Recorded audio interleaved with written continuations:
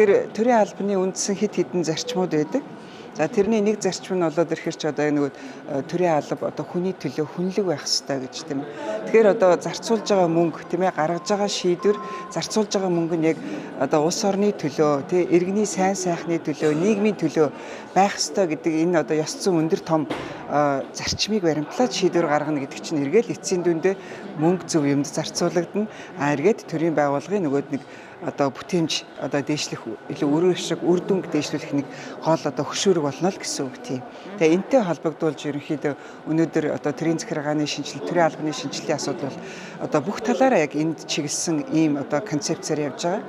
За өнөөдөр би энд бүтээл сэтгэлгээтэй холбож бас ярьлаа.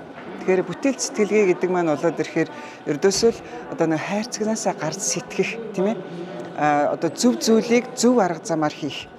Зөв зүйлийг зөв арга замаар хийхдээ одоо өшөө одоо шинэ оновчтой хувилбарыг хайж, олж хийж тэгж одоо бас одоо төрийн үйлчилгээг иргэдэд чанартай хүргэх, төсвийн мөнгийг хэмнэлтэд зарцуулах, улс орны хөгжилд одоо дор бүрэндээ хувь нэмрээ оруулах тухай асуудлыг л яриад байгаа. Бүтээл сэтгэлгээ гэдэг нь бол илүү ахаад хэлэхэд хайрцагнаасаа гарч сэтгэх тухай асуудал.